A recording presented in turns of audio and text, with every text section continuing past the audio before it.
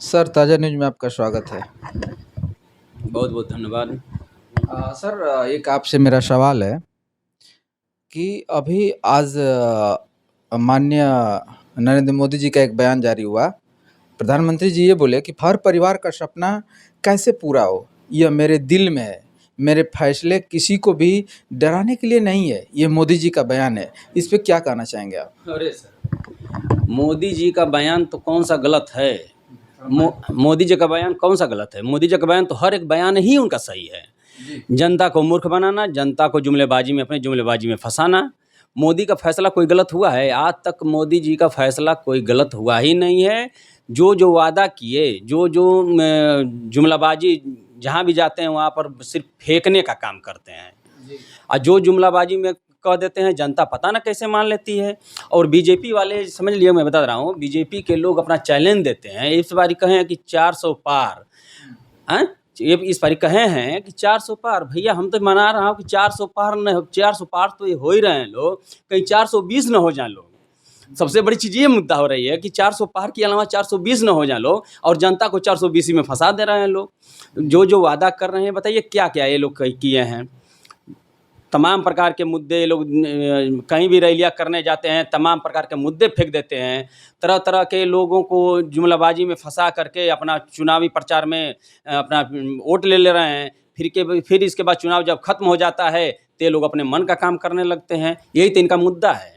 ये जनता को तो जैसे न वैसे मूर्ख बना ले रहे हैं लोग, और ये चैलेंज दे रहे हैं। ये समझ लीजिए कि हालात है सर में कि फूट डालो राज करो। ये लोग फूट डाल दिए हैं। न तो आपसे मैं बता रहा हूँ कि अन्य पार्टी अगर एक पक्ष हो जाती तो ये इनको खुद समझ में आ जाता। और दूसरी चीज़ मैं आपसे बता दे रहा हूँ कि बीजेपी का जो भी फंडामेंटल है, वो अपने अपने फंडामेंटल का ये जो कार्य कर रहे हैं, ये फूट डाल करके ये लोग कार्य कर रहे हैं। अन्य पार्टी, अन्य विपक्ष दल समझ नहीं पा रहा है कि इनका मुद्दा और इनका क्या कारण है। ने 70 दल मिला करके अपना पक्ष में अपनी युद्ध कर ले रहे हैं। ठीक है, सब कुछ है। अच्छा, पिछड़े समाज की जो भी आरक्षण जो खत्म कर रहे हैं, पिछड़े समाज के जितने भी एमपी एमएलए जो भी विधायक हैं, उसमें उन लोगों को भी नहीं समझ में आ रहा है। हमको समझ में नहीं आ रहा है कि बीजेपी के कितने वो जुमलेबाजी में वो लोग फंसे हैं, कि चमचागिरी में फंसे हैं, कि क्या किए हैं। और दूसरी चीज़ मैं आपको ये भी मैं कहना चाहता हूँ कि आज की डेट में मैं बता रहा हूँ कि अन्य विपक्ष दल में सबको छोड़ दीजिए, खाली सपा, बसपा और ये सुभाषपा, अगर ये 3 पार्टी सिर्फ अगर एक हो जाए तो बीजेपी को समझ में आ जाएगा। इसी चुनाव में बिल्कुल समझ में आ जाएगा कि हमारा 400 पार हो रहा है कि 420 हो रहा है कि क्या हो रहा है। बाकी अभी समझ में नहीं आ रहा है। अभी इनको हम क्या कहें? जो जनता को जो भी फेंक देते हैं वह जनता मान लेती है। जनता खुद नहीं अपनी सोच विचार कर पाती है कि हम गलत जगह जा रहे हैं कि सही जगह जा रहे हैं। अपना वोट, अपना मत मैं सही जगह दे रहा हूँ कि गलत जगह दे रहा हूँ, जनता खुद नहीं समझ पाती है। ये चीज़ें हैं जी।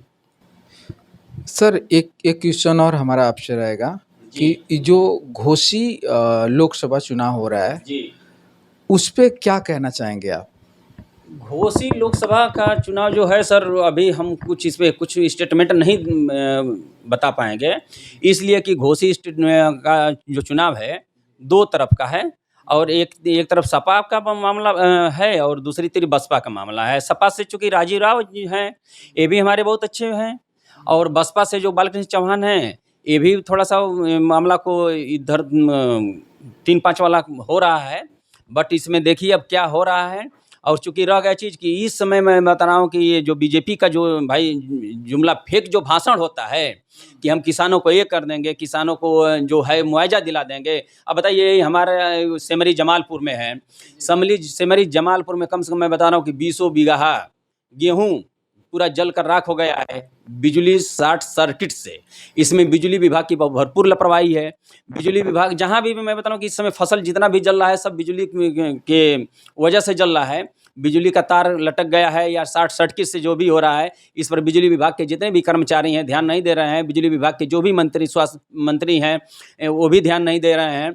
अब बताइए, उसको 20 बीघा गेहूँ जल गया, वो किसानों का कहाँ से पूर्ति होगी बताइए?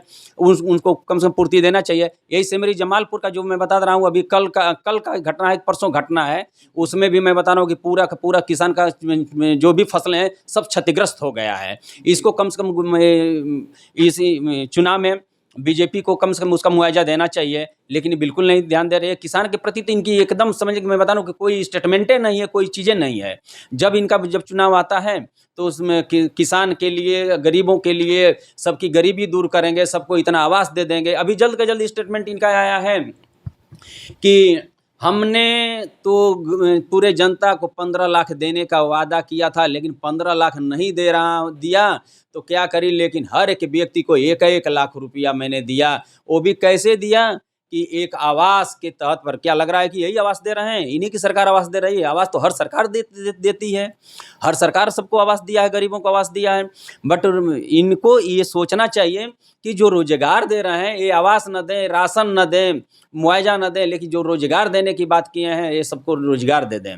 और जो खास तौर से मैं बता रहा हूँ कि शिक्षा विभाग की बात मैं कह रहा हूँ, उत्तर प्रदेश सरकार को मैं अवगत करना चाहता हूँ, और मान्यवर योगी जी को मैं अवगत करना चाहता हूँ कि आप विशेष तौर से शिक्षा विभाग पर ध्यान दीजिए, और जितना वैकेंसियाँ निकालने के जो वादा आप लोग करते हैं वो उतना तो पूरा करिए। अगर पूरा वादा नहीं कर पा रहे हैं तो 50%, 50% आप वो कर दीजिए, तभी भी माना जाएगा कि हाँ आपने कुछ किए और कुछ कर रहे हैं। ये जो भी वैकेंसियाँ देते हैं सिर्फ लालच देते हैं, कि जनता को जुमला देते हैं कि क्या करते हैं, और जब जनता कैसे फैसला ले लेती है हम खुद नहीं समझ पाते हैं।